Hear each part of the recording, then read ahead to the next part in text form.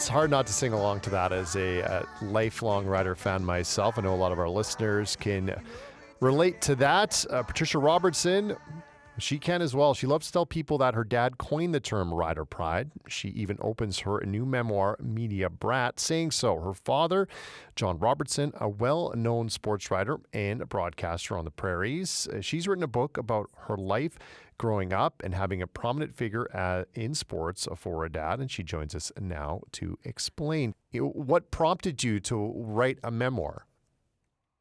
Well, years of living in my dad's wake, I guess. I was quietly taking notes on the sidelines, and there's that quote that says, when a writer is born into a family, that family is finished.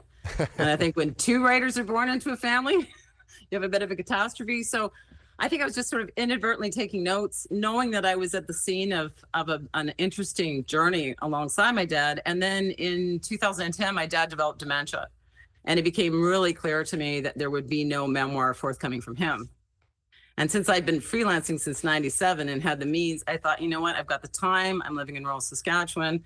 I'm going to start taking notes. And so I just basically went back into my own mental archive and started reliving my childhood from the time we, moved to Regina. And my brother was born a Grey Cup baby on Grey Cup weekend. Nice. And it just kind of went from there. It was sort of like this epic childhood on the sidelines of sport. And I wasn't at that time much of a sports fan. I didn't really appreciate what my dad was doing. And I think that might have aggravated him a little bit because my mom, Betty, and my brother, Tim, were just in it. And I was sitting reading Jane Austen in the stands at Dunedin while the Blue Jays did spring training. And my mother would be like, Patricia, that's the president of Labatt's. Put that book away. So I'm kind of like the rebellious daughter of the sports writer. Now, of course, I'm a CFL fan living in Saskatchewan because you can't live here and not watch football. Yes, so, it's true. It's true. So is that what a media brat is? Someone who's dragged around following their parents to different events and checking them out?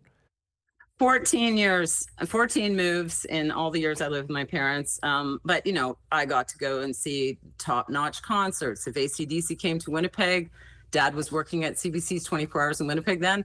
I had good seats. So Rusty Staub swam in my swimming pool. I got to see the Astrodome in Houston and the gold toilet fixtures. Can you tell us about your dad? My dad started his career in 1956 at the Winnipeg Free Press. He was a copy boy. He made $50 a week. He was a high school dropout, a failed left-handed pitcher with the Norwood Native Sons, and they'd done well. His team had done well, but he had gone and tried out and not made the team, not made the big leagues. So he decided to start coaching, and one thing led to another. He was calling in the scores, I think, from the baseball team he was coaching, and they said this was after the war. And so there was a shortage of men in the newsroom. And they said, Robbie, why don't you come in and work with us? And so my mom had a job, Elizabeth had a job as a legal secretary. So she paid the car payment one week and then the rent. And so Dad was able to work for $50 a week. And then he got traded over to work for Tom Scotty Melville at the Leader Post in 1964. And that was life-changing for him working under him because he was just the consummate newspaper man. What do you know? Yeah, Patricia, what do you know about his time with the Leader Post? I know that my dad fell in love with the Riders. I know he fell in love with Regina. I know that he had a fan who had a hotel called the Drake Hotel who took my father's sports columns and decorated the men's room with them. So his time there was epic. And I think, he kept in touch with Mr. Melville for decades afterwards. And after Scotty retired, my dad would write to him in Ottawa, and he would return the letters back to my dad edited in red pen. So I think it was a formative time for him as far as and he covered some curling. He got a chance to do a little bit of everything, but he really got his feet wet. And leaving the Winnipeg market, I think, was good for Dad because he had a sense of his value being somewhere else. Then he returned to Winnipeg and then on to Montreal to cover the Expos when the Expos franchise started. And Red Fisher was the sports editor there at the Montreal Star. And my dad wrote to him and pitched himself as a potential baseball writer because there was no baseball franchise in Western Canada that he could write for. So he took his ambitions, took him to Montreal. And, from there, he was traveling to New York with the team and buying himself Florsheim shoes in every color. And living the large, he'd pull up to the ballpark in a limousine. Wow. Like he was a player. And people used to think, is he an owner? Who's this guy in the Florsheim shoes? And and he wear those, those trendy leisure suits that people used to wear.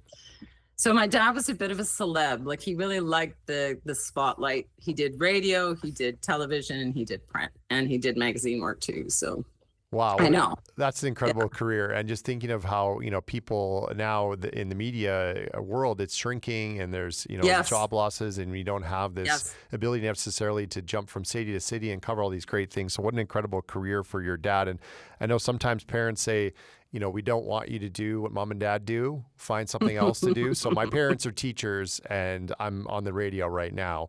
Yeah. How did you find yourself following in your dad's footsteps a little bit with this career writing? I always knew I was creative, Adam. I just didn't know how. And I'd done women's studies in English at York University, and my brother had been playing hockey at the time with the Yeomen, and so he was doing phys ed on one side of the campus, and I was doing women's studies. And Dad had a column with the Toronto Star at that point. And I really enjoyed English and reading, and I never really made the connection. Then I was back in Winnipeg. I started my career at the food bank, and then I worked at Special Olympics. Then I went on to work at the Y. And then as I was teaching anger management in the basement of the nursing station at Barons River, I thought to myself, Patricia, you're a writer. Who else is going to go up to Barons River and teach anger management in the basement of a nursing station? My brother was like, Patty, are you sure this is the career trajectory that you want to go on? So I sort of gradually realized I was seeking out experiences like I had with my dad, and I liked meeting people. I liked having new experiences. So I just kind of went from doing the social work trenches. I moved to Calgary with my spouse at the time, and I said, I'll move from Winnipeg. I'll leave my family if I can freelance. So in 1997, I moved to the only market that John Robertson hadn't worked in, which was The Secret. And within 2 years, my dad was saying, where's your National Newspaper Award? Because he'd had one in 1973. Ouch. I was like, Dad, freelancers do not get National Newspaper Award. So there was a bit of tension, but, I would wait until 5 after 6 when the long distance rates changed back then. And I would get on my kitchen floor and I would call my dad because I'd been freelancing all day and I'd been getting rejected and rejected and rejected. And I would just phone him and say, help, what do I do? And Les Payette at the time, who went on to be the editor of the National Post, had worked at the Toronto Sun, was the editor at the Calgary Sun. So Les took me on for a few things, and then he offered me a sports column. And I was like, oh, you do not want me. My mother will phone and tell you do not want Patricia. So at that point, I backed away from that, started doing arts journalism. And then I just kept freelancing. We moved to Saskatchewan in 2004, and I broke into the Globe and Mail, and that was it. And that was a market Dad had never written for. I got into the Boston Globe, the Australian, Christian Science Monitor, Chatelaine, and my career just took off. Amazing. And I like to think there's a bit of osmosis there, but it's also just work, as you know, working in the industry. Every day I wake up unemployed. And so the task, that's a good way to put and it. in a shrinking market, right? Yes. So you say to yourself, so now I've started doing creativity coaching. I do some workshops with the Writers Guild, and I worked on this memoir. And then my husband and I decided to publish it ourselves so we could have creative control. Amazing. And keep the money. Good for so you. we have a publishing arm called meetdrawbooks.com if people want to buy the Media Brat. And so I've just kind of taken control of my career, which Dad always did too. Like he always had a column, a game story. He had a microphone wired into the house in Toronto, so we'd go downstairs and do a sports commentary in the morning on the Toronto radio stations. And he was always doing bits. So I grew up with that kind of freelancer's mentality. He had the straight job to pay for the family. And he had my mom's stability and support. Like my mother, Elizabeth, was just a stalwart prairie girl from Winnipeg who just had his back and enabled him to flit, right? To flit to Boston, Yes. to flit to California. So he came home to a stable home. And my brother and I had a stable parent at home.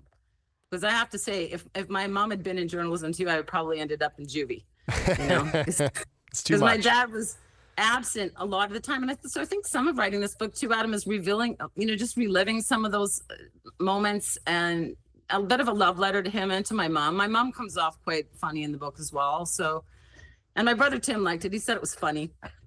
So I got his endorsement before I published because I didn't want my sibling mad at me. I think that's really my biggest fear was, Yeah. how do you contend with an angry? He's in Texas, so he's at least far enough away. But you're reliving that childhood was a lot of fun. And then I'd go out and weed. I've got a massive garden here, so I go out just to ground myself because I was living in the 70s Yes. a lot of the time.